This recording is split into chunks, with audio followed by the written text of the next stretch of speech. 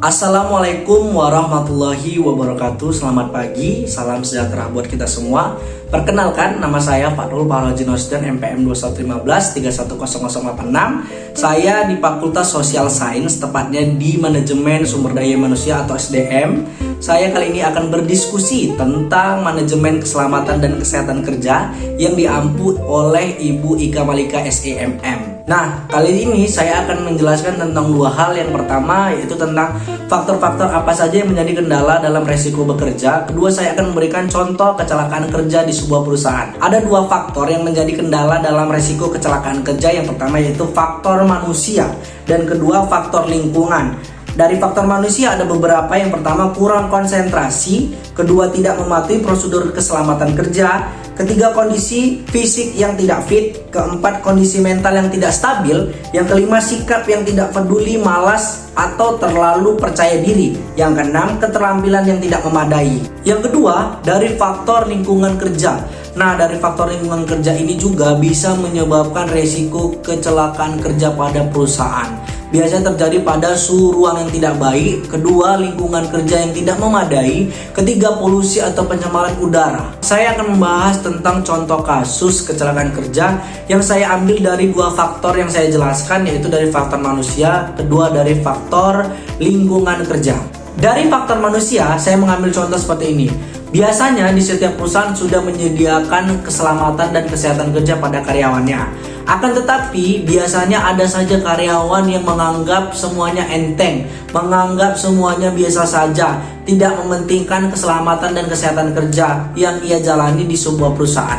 Maka dari itu dihimbau bagi kita harusnya sadar pentingnya keselamatan dan kesehatan kerja yang sudah diberikan perusahaan.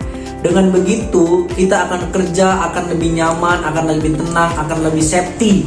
Jadi tidak sia-sia apa yang sudah diberikan perusahaan kepada kita harus menggunakannya. Dengan begitu secara keseluruhan pekerjaan kita akan jauh lebih baik ketimbang kita tidak mengikuti aturan pada perusahaan.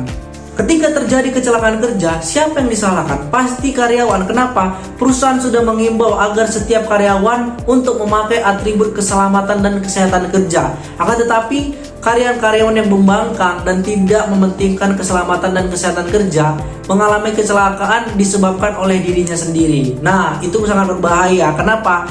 Sudah disediakan oleh perusahaan, sudah diberikan himbauan oleh perusahaan, tetapi kita langgar. Yang salah kita. Kenapa bisa terjadi? Kita yang tidak mengikuti aturan perusahaan yang sudah diberikan dengan kontrak. Baik, selanjutnya dilihat dari faktor lingkungan. Nah, berbicara dari faktor lingkungan ditanggung-jawabi oleh perusahaan. Karena apa? Karena dilihat dari segi kontrol ruang lingkup pada perusahaan. Bisa saja barang-barang yang digunakan sudah tidak layak pakai dan beresiko pada kecelakaan kerja yang dialami oleh karyawan. Maka ini penting dilakukan cost control pada setiap alat-alat atau juga kerjasama pada karyawan untuk melaporkan pada petugas kontrol perusahaan untuk segera melakukan pembaharuan atau perbaikan agar menghindari akan terjadinya kecelakaan kerja pada saat bekerja.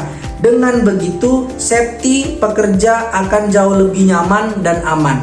Dari dua faktor yang sudah saya jelaskan, dari faktor manusia dan faktor lingkungan, dua-dua sama memiliki resiko dalam kecelakaan bekerja. Oleh karena itu, bagi perusahaan ataupun bagi karyawan, patuhilah aturan keselamatan dan kesehatan kerja. Karena apa? Karena itu kembali untuk diri perusahaan dan diri masing-masing karyawan. Dengan menjaga keselamatan dan kesehatan kerja atau K3 di perusahaan akan berjalan dengan lancar sesuai dengan SOP perusahaan. Baik, itulah tadi penjelasan dari saya tentang manajemen keselamatan dan kesehatan kerja. Sebelumnya saya izin mohon apabila ada kekurangan dalam penyampaian saya, penjelasan terkait manajemen keselamatan kerja yang saya bawakan ada kekurangan, mohon dimaafkan. Saya terutama berterima kasih kepada Ibu Ika Malika SEMM selaku dosen pengampu di mata kuliah ini. Apabila ada kekurangan dalam penyampaian video saya mohon izin minta maaf. Wassalamualaikum warahmatullahi wabarakatuh. Terima kasih.